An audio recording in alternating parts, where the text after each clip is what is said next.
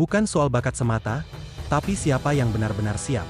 Di tahap ketiga seleksi Timnas U20, persaingan memanas dan 3 pemain diaspora tiba-tiba mencuri perhatian. Seleksi Timnas Indonesia U20 kembali memasuki fase yang menentukan. Tahap ketiga ini bukan lagi soal mencoba-coba atau memberi kesempatan seluas-luasnya, melainkan momen pembuktian bagi setiap pemain yang masih bertahan. Atmosfer persaingan terasa jauh lebih ketat dibanding 2 tahap sebelumnya. Pemusatan latihan lanjutan yang digelar di Jakarta menjadi ruang ujian sesungguhnya. Setiap sesi latihan berlangsung dengan intensitas tinggi, ritme cepat, dan tuntutan disiplin yang ketat. Tidak ada lagi toleransi untuk kesalahan elementer. Para pemain datang dengan kesadaran penuh bahwa satu kesalahan kecil bisa berdampak besar. Setiap sentuhan bola, setiap keputusan di lapangan, dan setiap respons terhadap instruksi pelatih menjadi bahan penilaian. Nova Arianto sejak awal menegaskan bahwa tahap ini difokuskan pada pematangan taktik. Pemain dituntut memahami peran secara detail, bukan sekadar menjalankan instruksi dasar. Pemahaman ruang, timing pergerakan, dan kecerdasan membaca permainan menjadi kunci. Evaluasi konsistensi juga menjadi sorotan utama.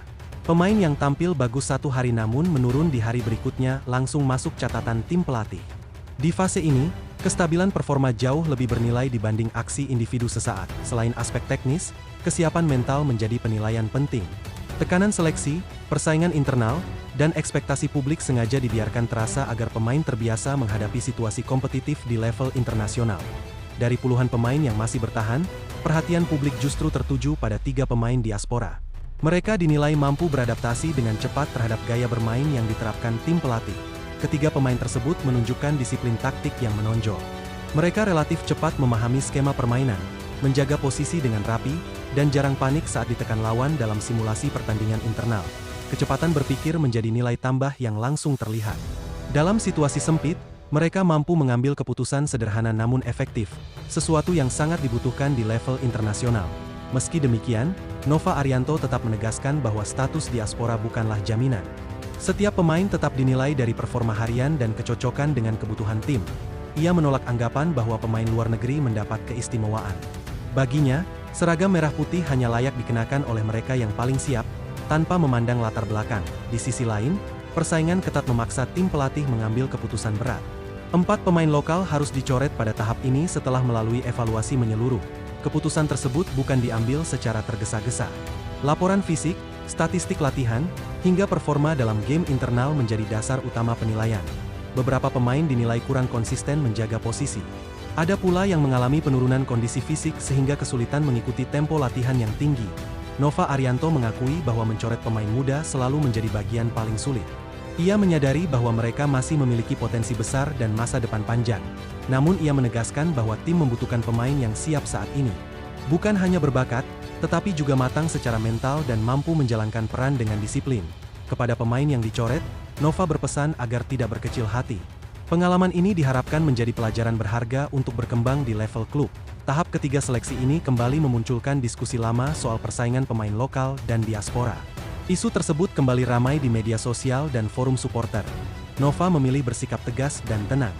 Menurutnya, kehadiran pemain diaspora justru mendorong peningkatan standar kompetisi internal.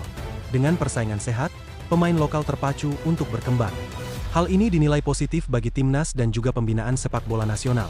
Menariknya, beberapa pemain lokal justru mampu menyaingi bahkan melampaui performa pemain diaspora, terutama di sektor sayap dan lini tengah kreatif. Hal ini menjadi sinyal bahwa pembinaan usia muda di dalam negeri mulai menunjukkan hasil nyata. Persaingan kini semakin seimbang. Setelah tahap ketiga ini, jumlah pemain kembali akan dipangkas.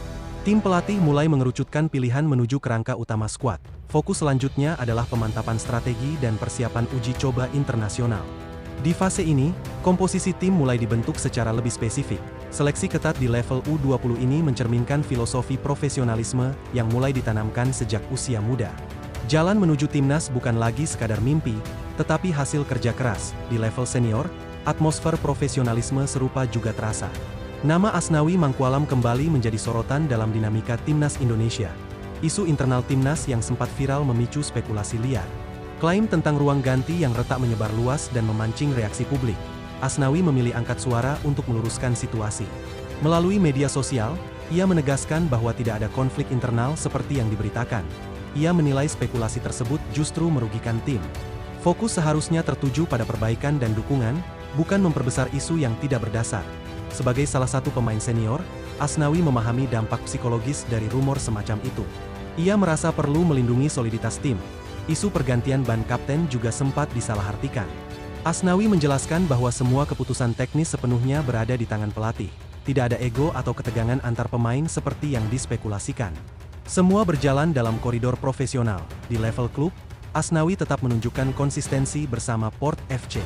Ia menjadi figur penting, bukan hanya sebagai bek kanan, tetapi juga pemimpin di lapangan. Komitmennya terhadap timnas terlihat saat ia memilih fokus pada agenda nasional dibanding tawaran tampil di laga eksibisi internasional. Keputusan tersebut mendapat apresiasi luas. Publik melihatnya sebagai bentuk dedikasi yang jarang dimiliki pemain. Meski spekulasi transfer terus bermunculan, Asnawi tetap menjaga fokus. Baginya, performa di lapangan adalah jawaban terbaik. Perjalanan Asnawi menjadi inspirasi bagi pemain muda, termasuk mereka yang kini berjuang di seleksi timnas U20. Dari disiplin, konsistensi, hingga mental bertanding, seleksi ketat di usia muda dan ketegasan di level senior menunjukkan arah baru sepak bola Indonesia. Proses tidak lagi instan, tetapi dibangun dengan fondasi kuat. Pada akhirnya, baik di level U20 maupun timnas senior, pesan yang sama terus digaungkan. Tidak ada jalan pintas menuju seragam Garuda. Hanya mereka yang siap secara teknis, fisik, dan mental yang akan bertahan. Proses inilah yang diharapkan mampu membawa sepak bola Indonesia melangkah lebih jauh di masa depan. Nova Arianto mulai memberi sinyal kuat akan menerapkan skema 3-4-3 di timnas Indonesia U20. Formasi ini bukan hal baru dalam perjalanan karir kepelatihannya, karena sebelumnya sudah digunakan dengan cukup efektif saat menangani timnas U17.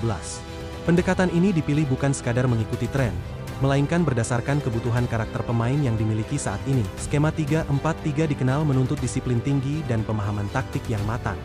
Dalam sistem ini, setiap pemain memiliki tanggung jawab ganda, terutama para wingback yang harus aktif membantu serangan sekaligus sigap turun bertahan. Nova menilai formasi ini mampu menjaga keseimbangan tim tanpa mengorbankan agresivitas. Strategi 3-4-3 sendiri lekat dengan filosofi permainan yang diwariskan oleh Shin Tae-yong. Legenda sepak bola Korea Selatan itu dikenal konsisten menggunakan sistem 3 back untuk membangun permainan yang solid, dinamis, dan penuh intensitas.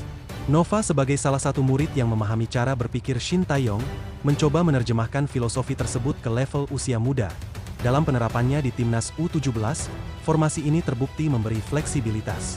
Tim mampu berubah cepat dari bertahan ke menyerang, dengan pressing tinggi yang membuat lawan kesulitan mengembangkan permainan. Keberhasilan tersebut menjadi dasar kuat bagi Nova untuk kembali menggunakannya di timnas U20. Di level U20, Nova menyadari tantangan akan lebih besar. Lawan memiliki kualitas fisik dan kecerdasan bermain yang lebih matang. Karena itu, penekanan utama bukan hanya pada susunan formasi, tetapi pada detail pergerakan, komunikasi antar lini, dan pengambilan keputusan di momen krusial. Dengan mengusung skema 3-4-3 ala Shin Tae-yong, Nova Arianto berharap timnas Indonesia U20 memiliki identitas permainan yang jelas. Bukan hanya berani menyerang, tetapi juga disiplin dan tangguh saat ditekan. Strategi ini diharapkan menjadi fondasi kuat bagi Garuda Muda untuk bersaing di level internasional.